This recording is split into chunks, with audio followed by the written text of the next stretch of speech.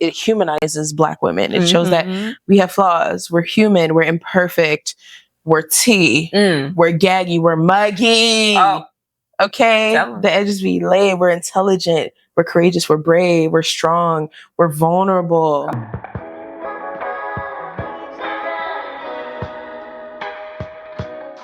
Hi, everyone. Welcome to the first episode of Tea and Theory. Woo! Where we spill the tea and back it up with theory. We are your host, Kesson. And I'm Quenisha. So you're probably wondering, who are these two random ladies in front of me? Or if you're listening to us, speaking to me. Yeah. Quenisha, who are you? Well, girl, so I am a fourth year now in the counseling psychology PhD program. But first and foremost, before anything else, I am a Houston girly, Houston hottie, stand up, H-Town, hold it down, baby. So, Sorry. very much a Southern girly that shows up in how I talk, how I interact with the world. I think sometimes I be thinking I speak a little too slow for people, but it's fine. It's fine. But but also in my love of food and cooking. My two favorite seasons is football season and crawfish season. And football season, the Baylor game is on right now, actually. So after we finish this, the Baylor game will be on my TV. But also crawfish season. Cannot live without it, and y'all will see when it gets to crawfish. I don't play. I do not play. Even on this salary, I will find crawfish money. You'll randomly text Quenisha, like, hey girl, and she'll be like, oh, hey, I'm just in Timbuktu picking up crawfish. I will travel for food. She don't care. I'd be like, right. See you tomorrow then, I guess. Yep, we'll travel for food. Yeah. I'm a big foodie. I love to cook. I love to eat. I love exploring new restaurants. But I love self-care. Yes. I love taking care of myself. Being able to do yoga. I will pop up, get a massage, go get my nails done, take a week off from school because we working. We're working. We're working. We be needing a week off too. They don't seem to understand that, but it's fine with me. But also just very much a woman that has a heart for other Black women.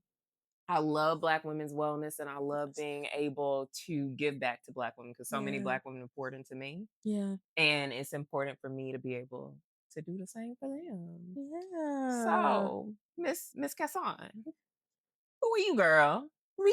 Yeah, tell the people. Oh my God. So I am now a fifth year doctoral student. I promise I'm happy. I promise. And hailing from Montreal, Quebec. Woo!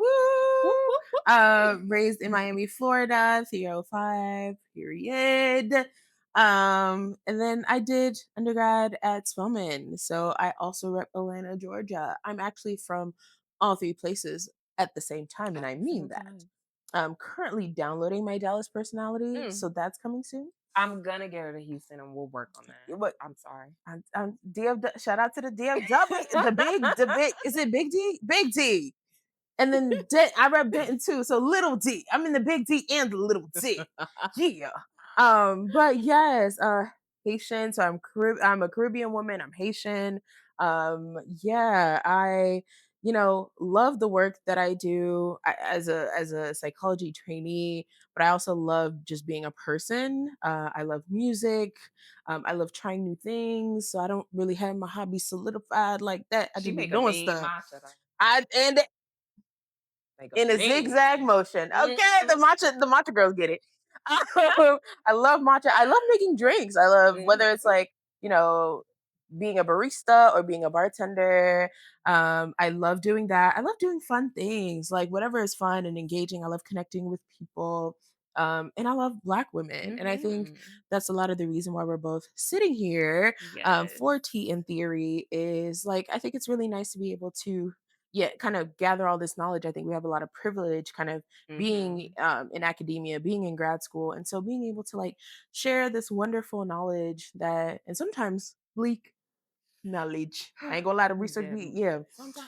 Yeah. So being able to kind of share all this knowledge, kind of lower the drawbridge to the Mhm. ivory tower, is really fun, and trying to do it in a way that is engaging, which is why I Yes. think tea in theory is so important, because we're trying to make what can seem routine, what can seem, uh, so regular, we're connecting it back to the research, Mhm. trying to affirm and validate, and kind of make sense of what our world is kind of going through, even though we are currently in a dumpster fire. You know, floating in the middle of the ocean with no hope, Jesus. but it's okay. Yeah. We find some hope. Yeah. We'll find some hope. Yeah. And so that's what I hope that you find here, with us. Mhm. Yeah.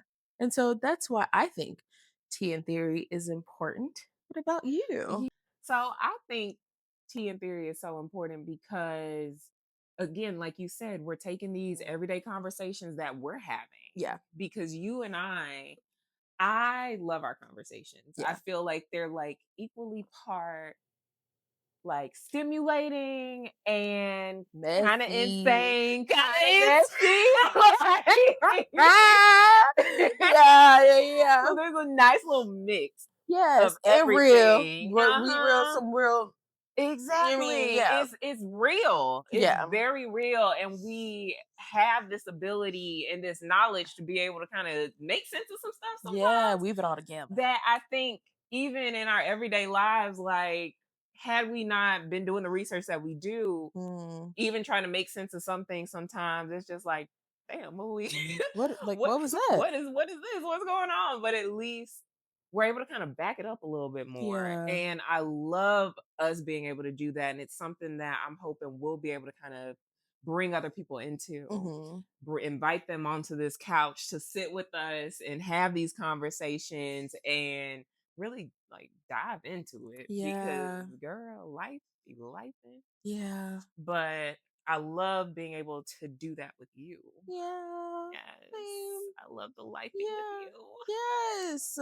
And it's interesting because I feel like we're so different Mhm. too. And so I think it'll be nice for you guys to kind of get to know us and kind of see Mhm. the ways that we're so different but very alike. And I think it's Yes. kind of like, I think we have a nice balance, which is why I think it's Mhm. very nice to do this with you. Because I feel like I'm me and you're you, but we go Mhm. together, We do. We fit like a little puzzle. Yeah. Oh my god, that was so like wholesome and nice of us. But yeah, like literally, Yeah. I feel the same way. I genuinely love our conversations, and as much as like messy and insane and kind of like, Mhm. whoa, what is this? We're on like an astral plane.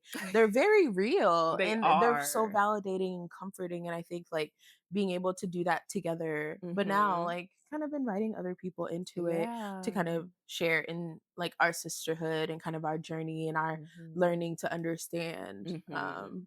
and trying to make sense of all that is our life and the life that Yeah. is happening Around us at all times. at all times.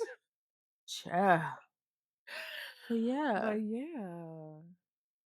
So that's the tea and the theory. That's the tea and the theory. Is it We have a little something. is it time for Is it time something? for I this? I think don't it's time know. for something. Okay. We got the tea Tea. We and got the the theory. theory. We We got got the the tea tea and and the the theory. theory. We We got got the the tea tea and and the the theory. theory. We got What? the tea Tea and and the the theory. theory. Yes. Woo! Tea and theory is now in session, but this ain't theory, baby. Okay.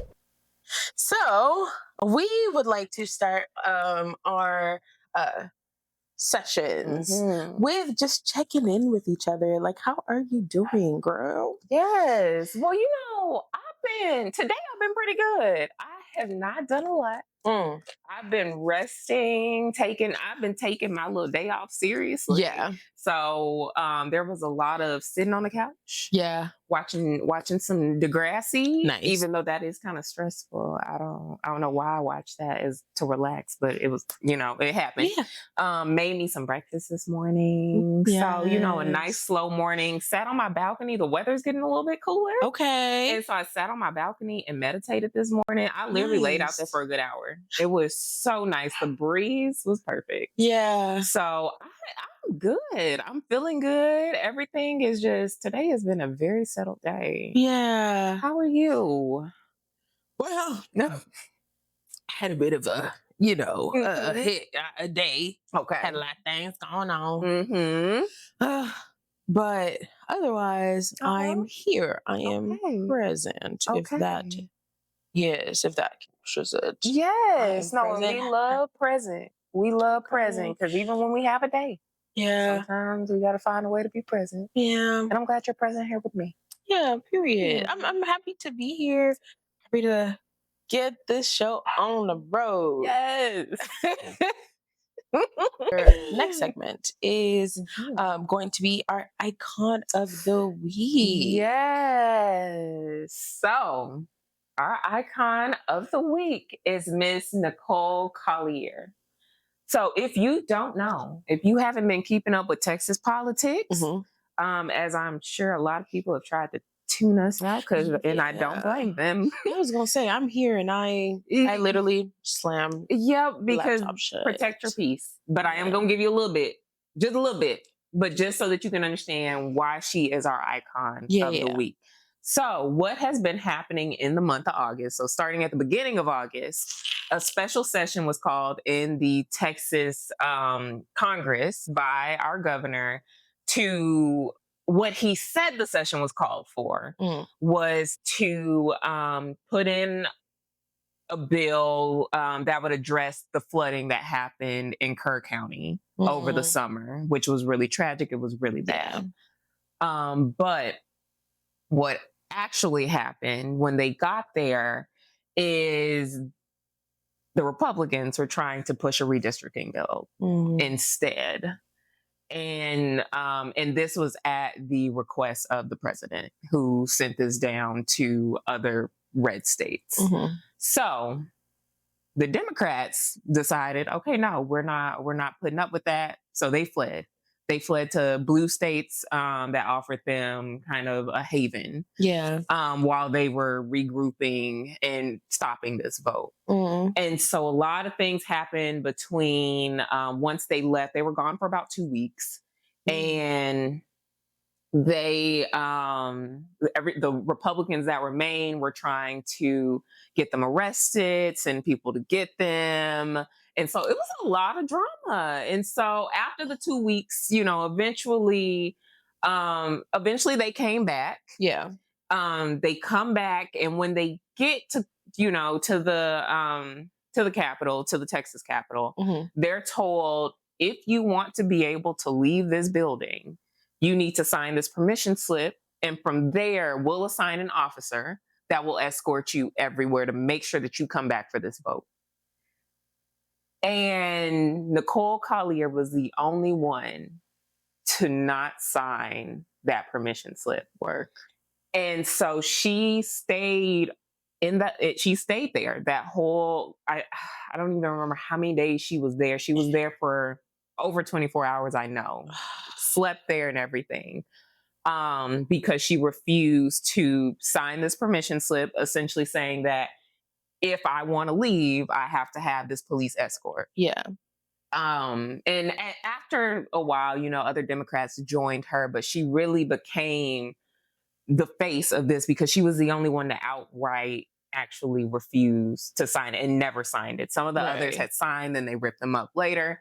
But she was the one that was kind of holding it down, 10 toes down from the jump, from the start. And even during her time, she got a call from Vice President Kamala Harris. Just telling her to, stay strong. But she is our icon of the week, because even in a time where we could have had a Black woman president. And a lot of Black women, as a result of that, said, hey, I'm resting.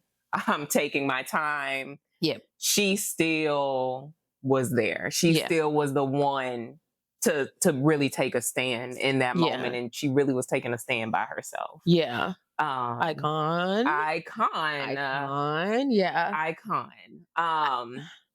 So that is why. I mean, first of all, shout out to her. Iconic. I mean, to be able to stand your ground in something that is, to be honest, scary as hell. That's so scary. What do you mean, my boss? Or is Greg Abbott kind of their boss, their I guess technically, coworker, yeah, whatever. kind of. That anyways, Yep. but for you to call the cops on me because I don't want to sign a permission. Also, permission slip is kind of It's crazy. like Are you we get in a preschool? exactly you get a permission slip when you go on a field trip. Like, Nothing about this was fun. I'm I just wanted to go grown. home. Mind you, I pay Let me go to a bills. hotel. Something. I pay bills. Like, I genuinely don't know. Like, what is like? Where are we? How are we supposed to come back from this? Like, okay, stepping out a little bit. How Yeah. are we supposed to come back from this as a country? Um, if like we are calling the police on each other, like if Mm-hmm. they're calling the police on people, and then for me to leave, I have to sign and then have a police escort, and then I flee the state, and so then you try to send the FBI after me. How are we supposed to then come back together and like Mm-hmm. work on bills and like work for our constituents? How? And honestly, I couldn't even say how, because if I have to work with you across the aisle and you're the same person who's putting forth these bills, putting forth the, oh, well, let's call the police on them, let's send someone to go get them, I don't feel safe with you No. now as a coworker, because for one, like let's not even like, if we're not even thinking about like them sending them after all the Democrats, but that is a black woman. Yeah. That is a black woman, and you want her to trust a police officer to escort her? Like, think about the layers, think about the audience, think about like Yes. the implications, think about the undertones, girls. Mhm. But like, nah, this is actually very crazy. Good luck to us as Ugh, Americans, yeah. I guess. You know, it's unfortunately, Yeah. it's like in this moment, Yeah. we are where we are, and it kind of is what it is until Yeah. hopefully, But I will say, fortunately, yeah. and this is a very small fortunately because things are looking bleak. They're looking, Yeah.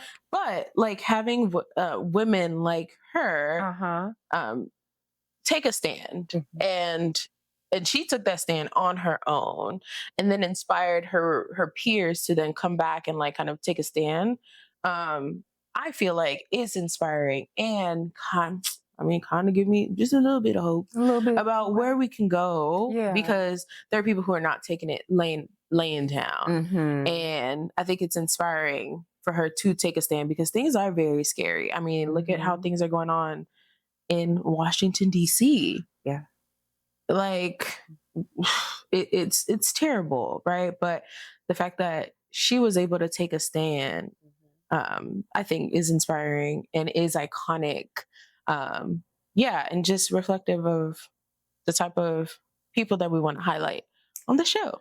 I agree. I Yeah. agree. Look at you finding silver lining. See, You gotta find it. this is You gotta look hard these days, but with the magnifying look, glass. girl, I'll be zooming in, just trying to find something. But yes, thank you for our icon of the week. All right, so moving forward with our main topic of the week. Okay.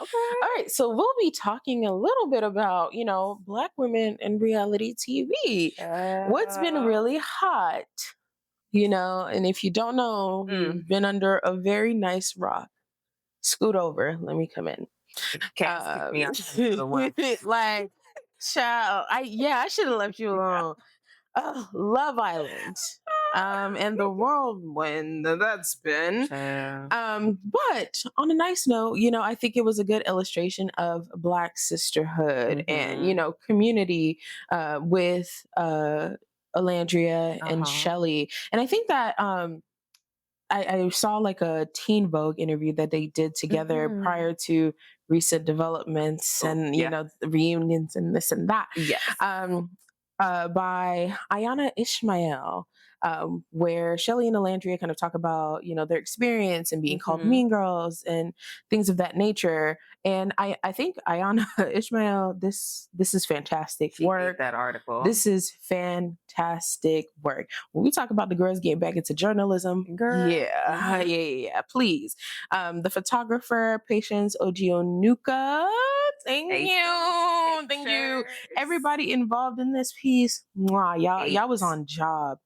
But I really, really, really love this article because I feel like it touched on so many good points. Mhm. It touched on so many things that I feel like Black women can relate to with, Chelley and Alandria coming in, very similar to, I feel like, Serena and Janae from the previous season, Mhm. with like Leah, but them being there to support each other. I think Alandria and Chelley came in and it was kind of like, it's this wonderful kind of watching them get together and Mhm. like continue to support each other in the villa, which I think is so incredibly important because they're in a place where they are just being perceived, where they were, unbeknownst to them, being villainized. Uh-huh. And they were having a lot of experiences that I felt like they were able to understand each other through. Mhm. And when I say that, I mean, like, with Alandria kind of being very cool throughout the season and kind of keeping herself together up until a certain point with like Mhm. Taylor, where she finally lets out her frustration, right? Everyone's shocked at that, but Shelley's still able to provide support. Shelley coming in and during the heart rate challenge with Mhm. other castmates acting a certain way, and her just needing to take a break, right, and being able to back up, and that not even being afforded to her. But through that, I feel like it was really nice to watch them support each other, kind of love on each other throughout a really tumultuous experience. Yeah, I think that's the word because Yeah. boy, the way it progressed, but I think about how it started. Yeah. And though even those first moments of both of them arriving on the island and seeing each Yeah. other and being Yeah. like, sister, break, Yeah. girl, Yeah. you see Yeah. It's like so me? You see cute. They're me? just so It was cute. so beautiful for them to Yes. even it just those small things like that, making that Yeah. connection. And from there, I mean, inseparable. And Yeah. it was so beautiful to see that because we don't have enough of Mm. true sisterhood representation Yeah. on TV and especially Yeah. not on reality TV. Especially when it comes to competing for a man. For a man, girl, we don't see that. People Oh. throwing each other on the buses left and right. It gets really hostile. Yeah. And Yeah. so Yeah. it was really beautiful to see them not only see each other, recognize each other, love Yeah. each other on that island, but to be committed to that Yeah. friendship and supporting each other Yeah. through that Yeah. process. Yeah, I think it was really beautiful. And I think even the ways that they themselves talk about the friendship is Hmm. really so cute. So Alandria tells Teen Vogue, we're soul sisters for a reason. We'll always say to one another, God knew we needed each other. I'm so happy that past seasons didn't work out, because season 7 was the year to be here at the same time. And even throughout the interview, they really talk about how, or Ayana kind of describes the ways that they have these little kind of moments where they show love to each other Hmm. without even saying anything. Hmm. She describes them as like leaning on each other for support, like in during the interview, kind of holding hands. Um, and then they talked about, they were able to find comfort in small routines. So their favorite memories were upstairs braiding hair together, blue magic grease in one hand and a crochet needle in the other. Um, and so, yeah. And so Shelly says, yo, you're my girl. You're stuck with me, right? You're not going anywhere. And I think that's like so beautiful. And I think that's such a beautiful representation of like Black sisterhood is, Hmm. you got me, I got you. You know what I Yes. mean? The beauty in us helping each other do our hair. Mhm. It sounds like a lot of validating of each other's experiences because their experience was a lot. It was a lot. It was a lot. It was a whole lot. Yeah, they had a lot of like narratives go out about them. a lot of people thinking that they were mean and things like that. Mhm. And so it was really beautiful to see that happen. And I think the research also talks a lot about kind of Black women's support for each other being kind of a something that sustains us. And so Mhm. in an article by Jones and Lewis Mhm. in that released in 2025, so they write that, Black feminists have long acknowledged that community is key for Black women's emotional well-being and liberation. And so in this article, they cite people like, Patricia Hill Collins. They talk about how, the Black family, especially Black mothers, are at the center of community, and like ways that Black women develop expansive community is often through sisterhood. So, sister friends, sister circles, or creating connections with other Black women. And there's so much rich literature that kind of highlights how important it is for us to kind of be able to lean on each other when we are going through things, Mhm. because oftentimes you're able to just connect because so much of our experiences are sometimes tied to our oppression. Yeah. And so getting the support of another woman who understands what you've been through, who Mhm. most likely has also been through that as well, is just very affirming, very Mhm. validating. I think there's a lot of resiliency that is kind of built through that, just being able to be supported by someone else and going through the same. I think there's a lot of wonderful words from Bell Hooks. And Oh. she talks about Mhm. community and sisterhood that I'm always like, ooh, this is too good. Yeah, and mind you, bell hooks from the 80s Don't get me and the started. 90s, but Don't get it's me started. 2025 It's 2025. and it still hits. Like, bell hooks, come back. Because why are we talking about bell hooks in In 2025? 2025. And when you read it, it's like, oh, are you sitting here with us right now? As all of this is happening, real stuff that wasn't even invented Yeah. at that time. Yes. Like, and they were saying so many wonderful things, like talking about how women are enriched when we Mm-hmm. bond with one another, which I think is so true. And Mm-hmm. we're seeing that in I think Olandria and Chelley, Mm-hmm. right? But I also think in watching them, we were also able to see kind of what happens when, how do I say this? Sometimes the sisterhood is not built the correct way. Yes. Um, because, and I'll start with bell hooks here. Mm-hmm. The emphasis on sisterhood, and this is from, Sisterhood, Political Solidarity Between Women, Chapter 4, and it's from Feminist Theory from Margin to Center. And so she writes, the emphasis on sisterhood was often seen as the emotional appeal, masking the opportunism of manipulative bourgeois white women. It was seen as a cover up, hiding the fact that many women exploit and oppress other women. Well, take a little sip. And I'll read a little bit more. Oh. Okay. So she writes how there was a Black woman activist lawyer, Mm-hmm. Florence Kennedy, who wrote an essay. And so she says, it is for this reason that I have a considerable difficulty with the sisterhood mystique. Quote unquote, we are sisters, quote unquote, don't criticize a sister publicly. Mm. And I feel like we kind of saw That that. sounded a little familiar. I feel like we kind of saw that. Ooh, child. I feel like we kind of saw that. We definitely saw that. There are clips that were reran. We definitely saw that. Yeah. And as we're thinking about like how they built their sisterhood based on, well, we're going to be girls. But even taking that definition of a girl's girl and kind of, I flipped it a little bit. I'd have flipped it a little bit, but it was very shaky Yeah. ground. Yeah.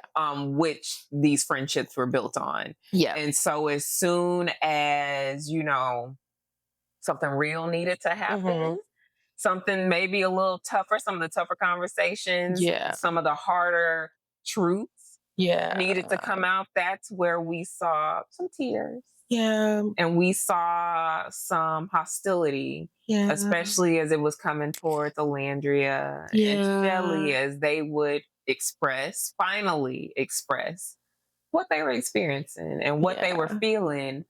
And yeah, no, we saw that.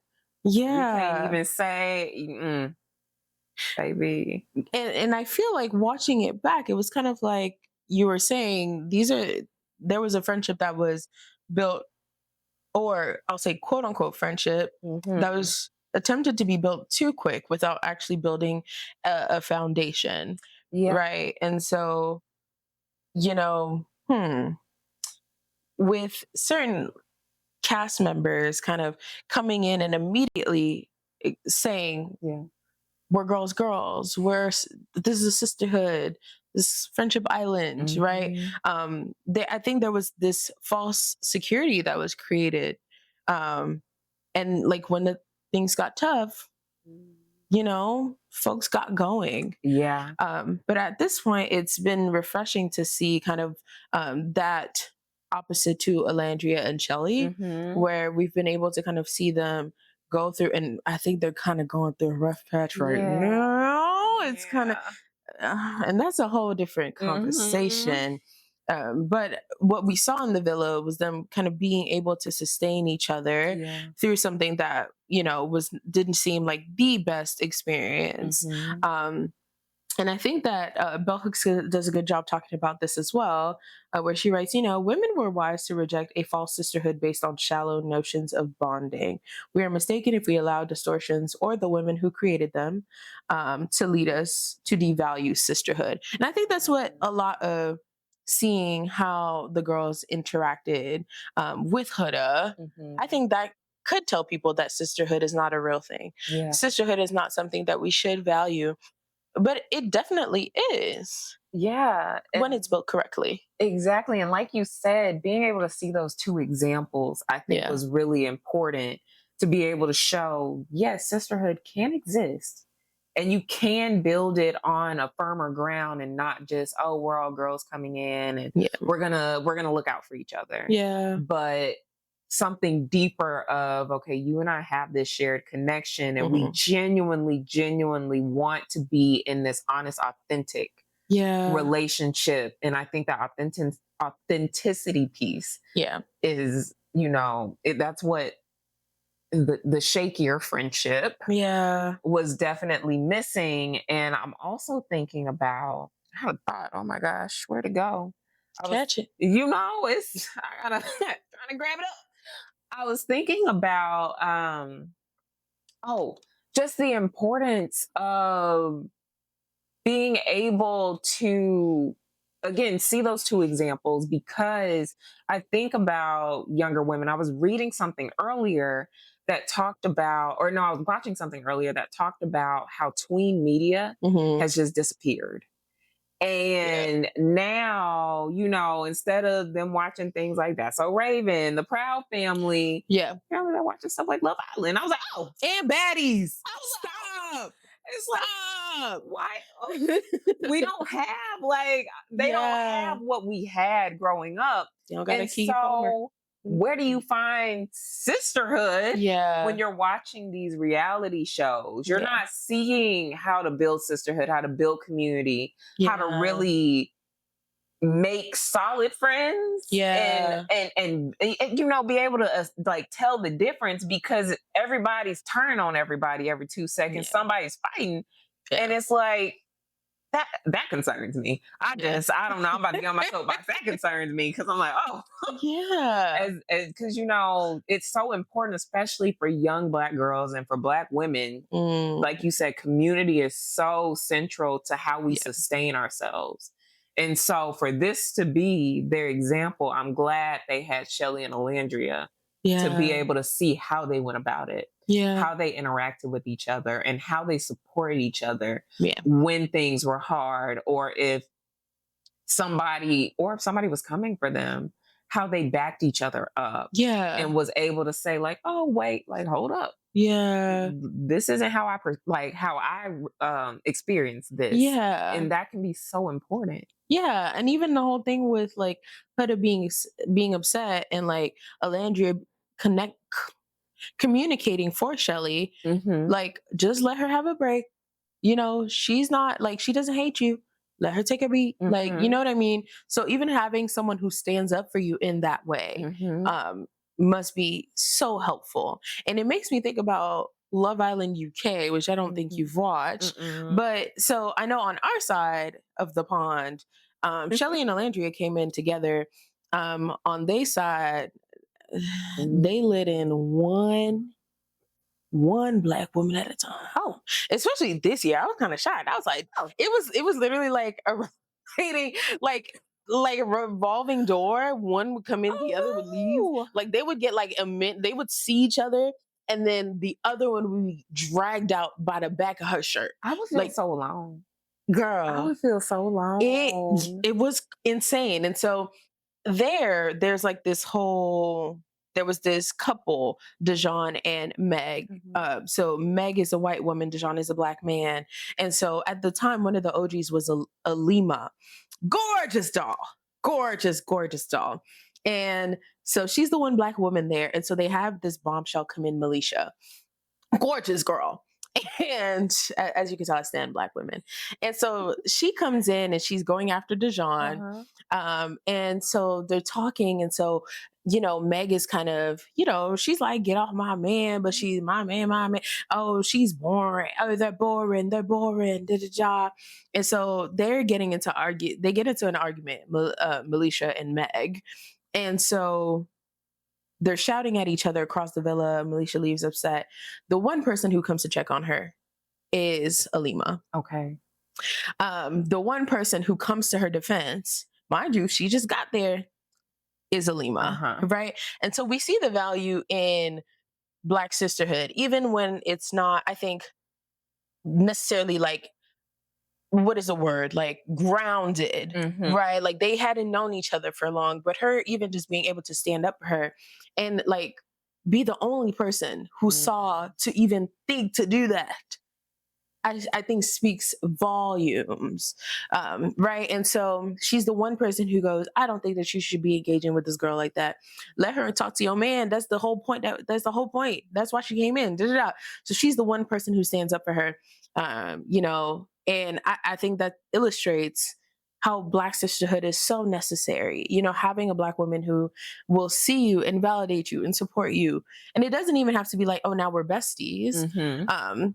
But like you are even able to understand what I'm coming into, understand what I'm going through, and to even just be able to speak up for me. I think that's Black sisterhood to a T to me. It is. No, honestly, you kind of just wrote the definition.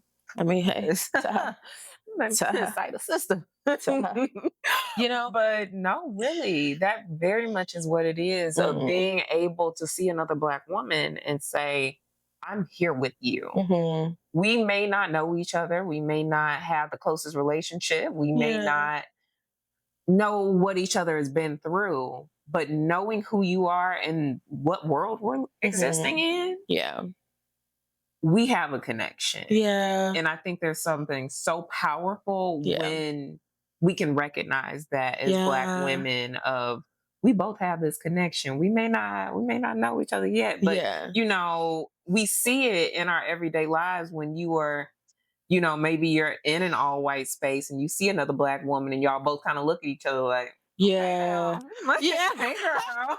yeah, It's yeah, not just me. yeah, We communicate in ways like with our eyes, with just yeah, just a just an expression, and yeah, it's something so beautiful. yeah. Something so beautiful in that, I and to your point, I think that's a big part of that sisterhood of just Mm, being able to create those connections that you don't even. yeah. Again, that grounding doesn't have to be there yet. Yeah, Hmm. yeah, yeah, yeah. Yeah. And I think something else that was really interesting, so really interesting to me was in thinking about like Black women on reality TV, um, understanding how you're going to be perceived. I also saw a lot of the strong Black woman schema. And so for those who do not know, this is something that is um, from the Superwoman schema. I will cite Dr. Cheryl Elwoods Giscombe. And so a lot of the strong Black women schema is really ways that Black women will silence themselves, prioritize other people's needs, nurture others, really to like make sure that, you know, they're taking care of other people, they're showing up for other people, and it's been a coping mechanism that has been incredibly helpful. Um, but oftentimes it is something that impacts Black women's health and how they're able to show up and take care of themselves. And I think that Olandria talks about this as well when she says, I just knew going into the show, especially as a Black woman, I was representing more than just myself. The world always tries to label us as angry Black women. They use a moment of weakness and make that one specific time our whole character. I knew that when it came to my emotions, I had to dial that back, which I did for the majority of the season. And then she talks about kind of how when she broke down after Taylor kind of recoupled with Clark, you know, the moment that I did break and I kind of blew, people were like, I knew it. That's the real her, she recalls. I wanted to be unapologetically me, but it's like this world doesn't allow Black women to do that. Yeah. Mm. Yeah. And it makes me think about just the amount of preparation she had to go into just before Yeah. she even decided. And I think they say it in the article too, of how it was either her or Chelley that really like took some time before they accepted to come Yeah. in, Yeah. and just imagining how much she was kind of weighing in Yep. that moment of, okay, like this is, if I go on this show, I already know how the world perceives Black Yep. women. Let me prepare myself mentally, Yeah. but also how do I want to show up? Yeah. How do I need to manage my emotions and Yeah. all those things that we have to do when we walk into workspaces, we walk into classrooms, we walk down the street, all those Yeah. different things that we have to do just for her to say, I want to go be on this show. Yeah. I'm gonna go do this thing. Yeah. And I just imagine, even if it's not always apparent, just the exhaustion that goes into Hmm. just having to sit and consider that, when you Yeah. know your other castmates, they're not having to think about that. They're Yeah. not thinking about like, oh, what are people gonna think of me when I step on this show? Where are they Yeah. gonna not only think of me, what are they gonna think about other Black women? Yeah. Yeah. And how much that is to carry, right? While you're trying to still show up as just yourself. Um, and so yeah, that's so much. And I think for them, they do a great job at, or I think they did a great job at still showing up as themselves while kind of Hmm. having this knowledge. Um, yeah. Something else that came to mind when you were talking about the strong Black woman schema, something we know that is really prevalent Mm, for women that identify with that is that caretaking role. hmm. And that was something that we saw throughout with Hmm. both of them, of anybody else is upset, anybody else needs support, something's Yeah. wrong. They're the first ones going in and saying like, okay, well, what can I do? How can I Hmm. help you? They're the first ones jumping in. Yeah. But then when we see that they need that same support, Yeah. it's not the same story. Yeah. Them trying, them having moments where they're more vulnerable, them having moments where they're upset, and rightfully so. Yeah. And some of like what we watched transpire over Yeah. time. And for them to have held it for so long, and then when they really need people to be able to say, oh, like, are you okay? What's going on? It, instead of it being that, it's, there she is. Yeah. That's who you really are in this moment. Yeah. Mm. And yeah, they're just not even afforded, and it's, I think, dehumanizing in a sense, right? Where you can't even Mhm. show up as a full human and just Mhm. experience a range of emotions. And I think that even being kind of held beside watching Huda kind of Mhm. terrorize the villa. And terrorize, I'm not even using that lightly. They had Child.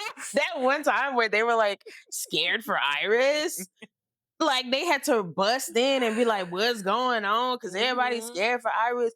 Like, Yeah. hello, hello. So like even just thinking about like being in a villa where someone gets to kind of walk around and do that, and Mhm. like you can't even just be upset about the fact that like the guy that you thought that you were building a connection with, Yes. like dipped on you. Mhm.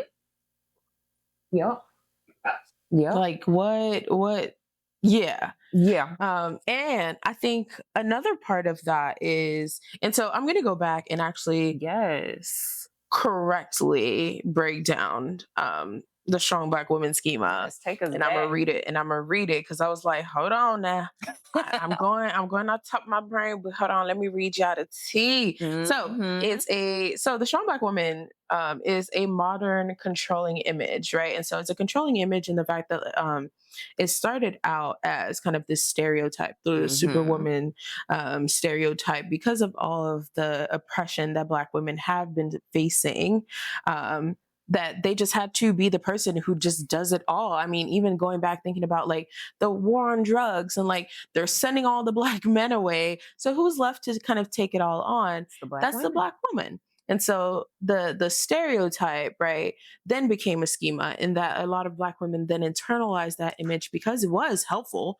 I mean, if it's helping me keep it together, why not?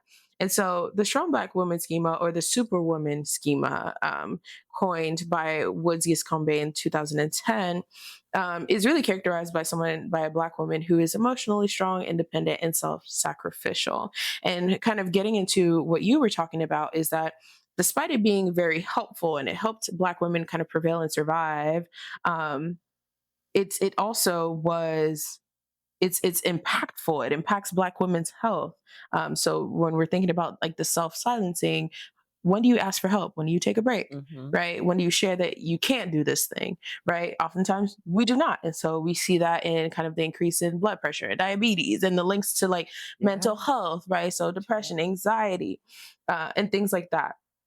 And so when I think about, or what I've read as well, is a lot of scholars will kind of talk about the strong black woman schema, acknowledge the fact that it's very helpful, but also acknowledge the fact that over time it wears black women down. And so Mhm. they've kind of been like, all right, so we got to figure out a way for black women to put this down. Yes. And so what I find interesting is that black women, when they try to step away from the strong black women schema, are often met with othering, which is something that was broken down by Carter and Rossi in 2019, who reported that black women who resist the role of the strong black women may be met with othering, and that they are questioned or perceived as not fitting in for not performing according to this controlling image. This othering can manifest in behaviors such as name calling, exclusion from community activities, having one's feeling dismissed, or being questioned for expressing fatigue.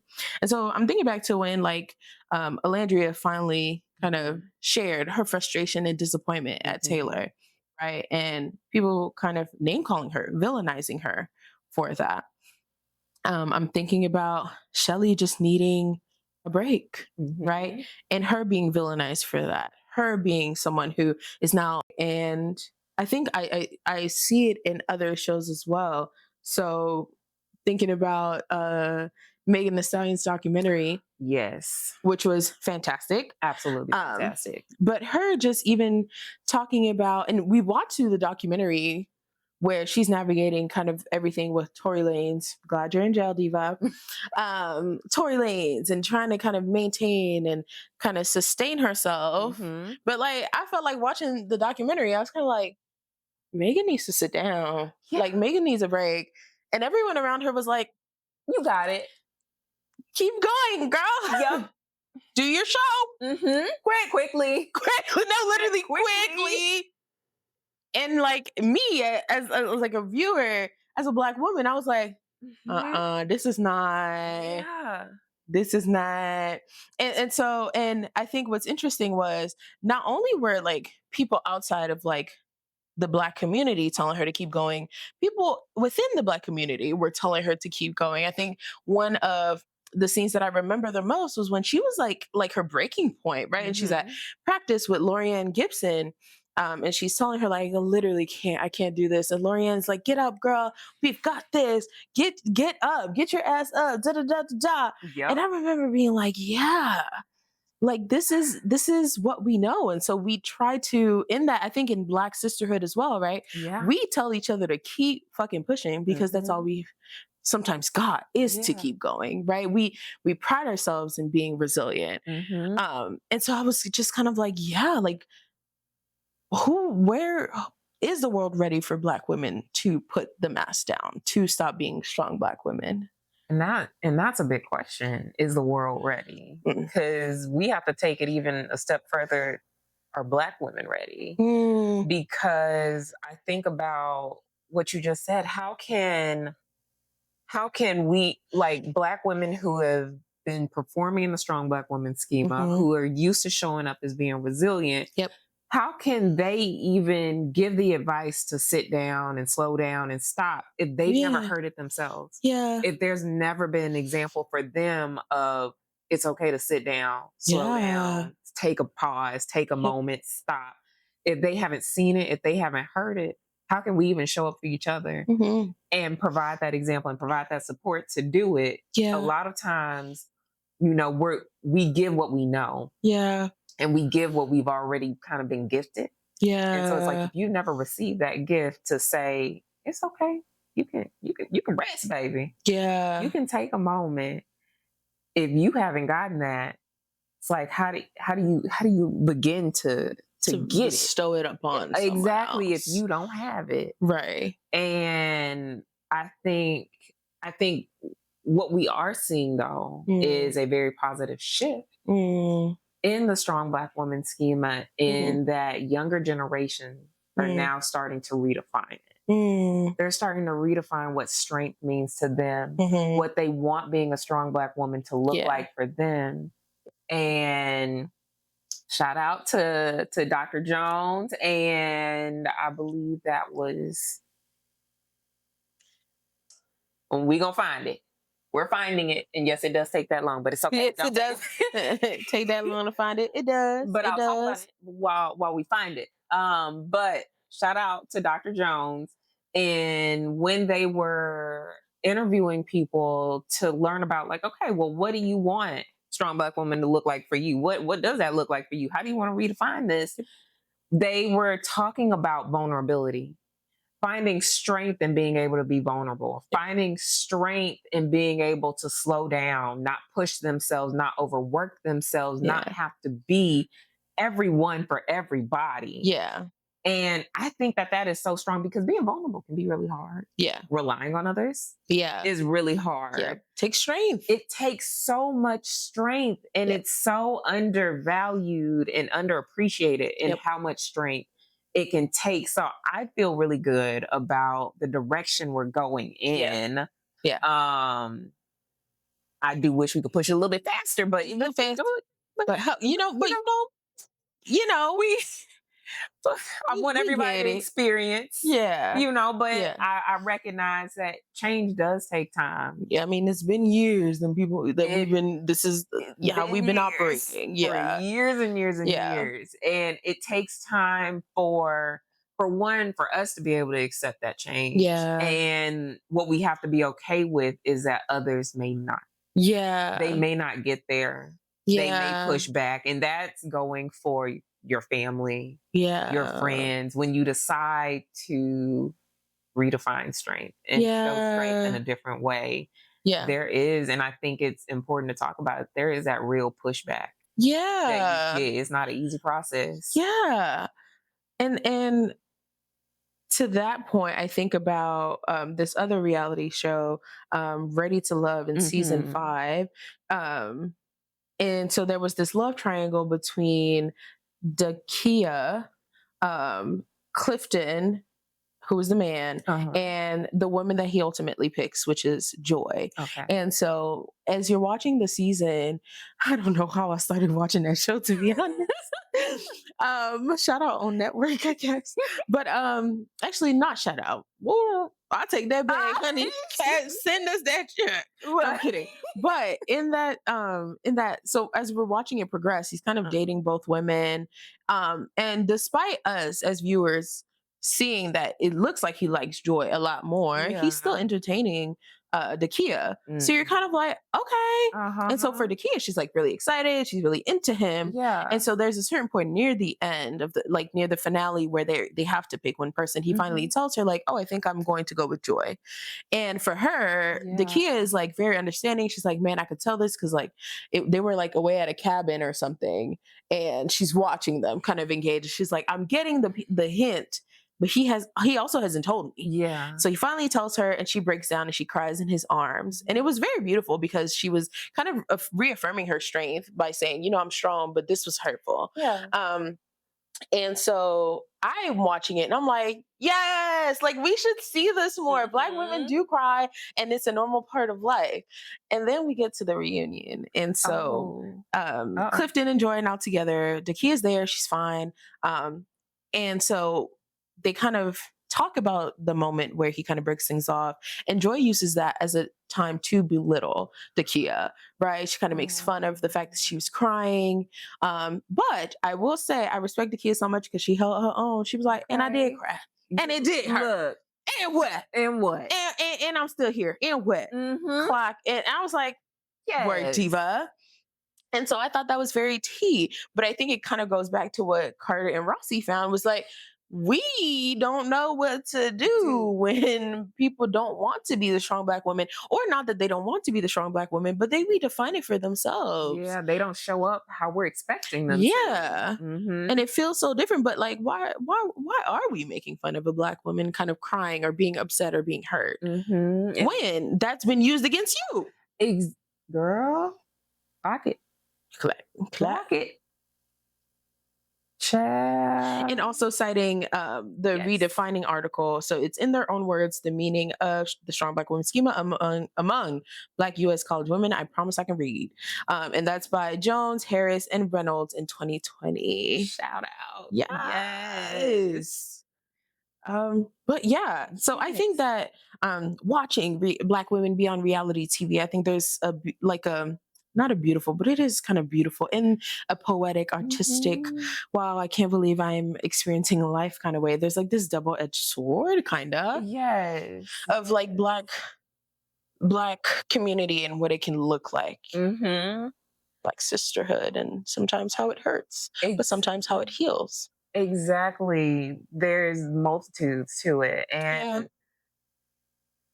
part of, I think, the piece of like it can hurt sometimes is knowing that for us to be able to see those things, there are Black women that are putting themselves out there. They're putting themselves through it to be publicly perceived and scrutinized. So I think that part for me really hurts, that in the process of us being able to enjoy something so beautiful, they're getting hurt, but they're also it was going to happen. I don't want to say it was going to happen either way, but no matter where we are, it's inevitable. So it's humanizing. Again, it is humanizing. And I go back to just how grateful I was to be able to see Olandria and Chelley have that relationship that they have and show community in the way that they did.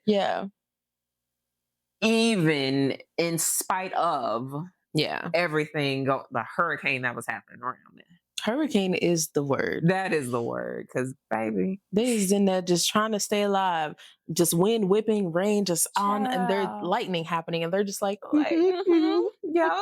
everything's fine. Just trying to exist. Trying, Lord. But yeah, and I feel like, I think it's beautiful, right? Watching Chelley and Olandria even talking about the ways that they show up for each other. And I think described in this article, they even talk about the ways that like they kind of showed that they were supporting each other. I mean, they described them as, having adoring eyes looking out as the other speaks, or their continued hand holding. Yeah. And so Ayana writes, there's an unsaid connection in sisterhood that comes with being with being Black women on reality television.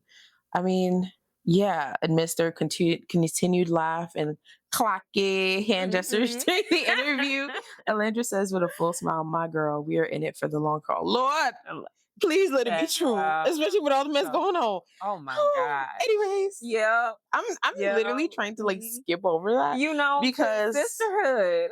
sisterhood. I Don't let a man ruin don't let a man ruin it. Look at.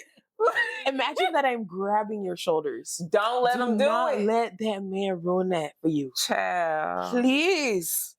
Oh my God. Men talk so much, eh? Oh my gosh. Men talk so the mouth. Just they go. They go. Please. Oh my God. But all in all, I think, yeah, it was very nice to see them supporting each other. And, you know, and I think it's, yeah, like you said, very nice to see, I think, both spectrums. I think it humanizes Black women. It shows that we have flaws. We're human. We're imperfect. We're tea. We're gaggy. We're muggy. Okay? The edges be laid. We're intelligent. We're courageous. We're brave. We're strong. We're vulnerable. Come on, affirmations. We're worth protecting. Okay? Like, we're worth considering. Hello? We're worth taking care of. Hello? Yes, ma'am. We're worthy. Okay? We're valid. Dang it. Go tell a Black woman she rocks today. Today. Now. Turn it down and go tell your mama you love her. Well, to the Black. Anyways. We need to cut that. So we're just gonna move past that. Just go tell. Actually. Yes. Okay. So transitioning a little bit. So we would love for you guys to interact with us. We would love for you to take a little sit on the couch with us. Join us. Yeah, bring your cup and we will cheers and we will talk and we will shoulder rub and read literature together.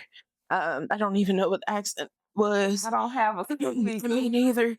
But if you like that accent, I have more.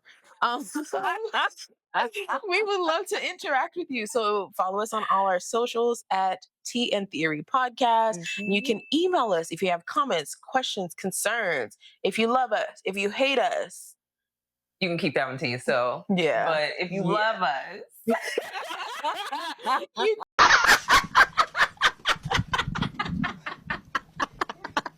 can email us at teaandtheorypodcast@gmail.com. And yeah, share your thoughts, your experiences. Yeah, tell us we're tea, girl.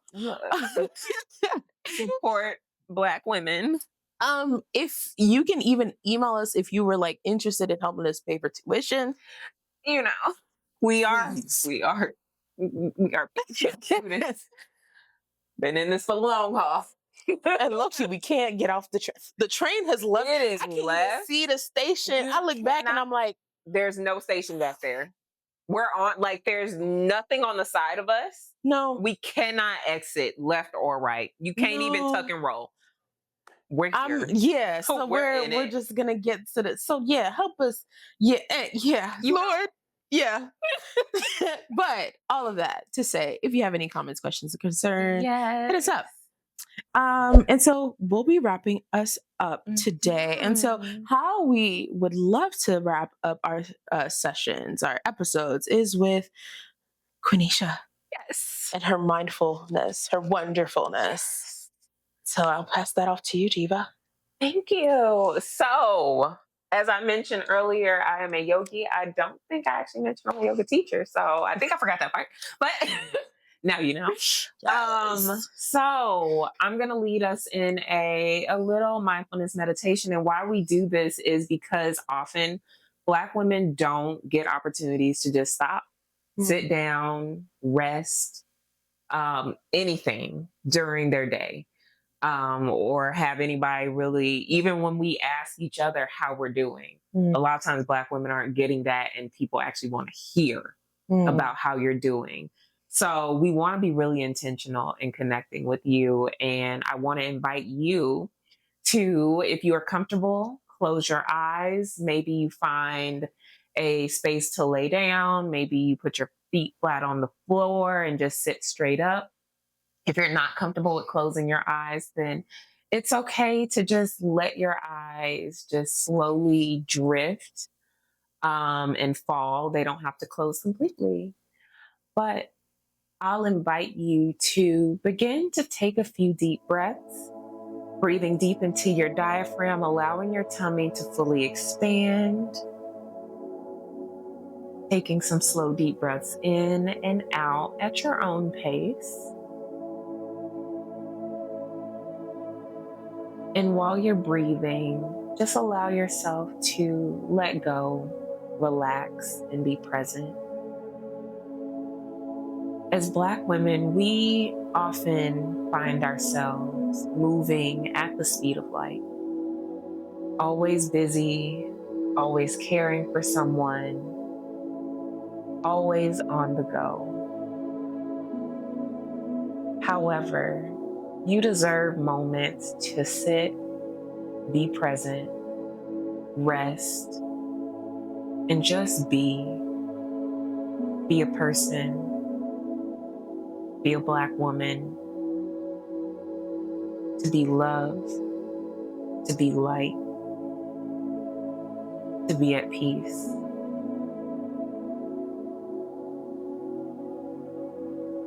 You deserve moments of stillness, of rest,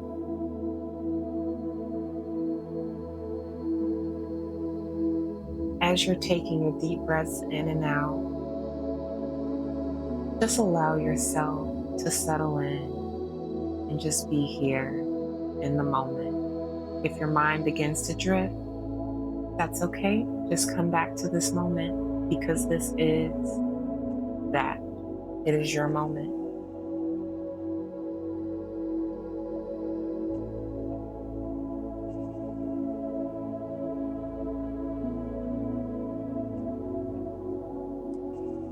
I'll leave you with these final thoughts.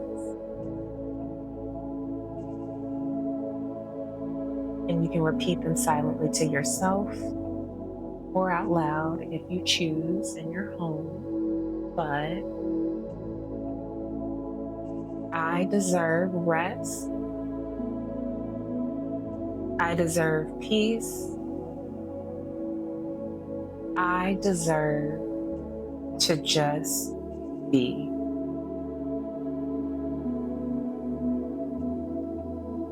I invite you to invite movement slowly back into your body, wiggling your fingers, wiggling your toes, and at your own pace, begin to open your eyes back and come back into the present moment.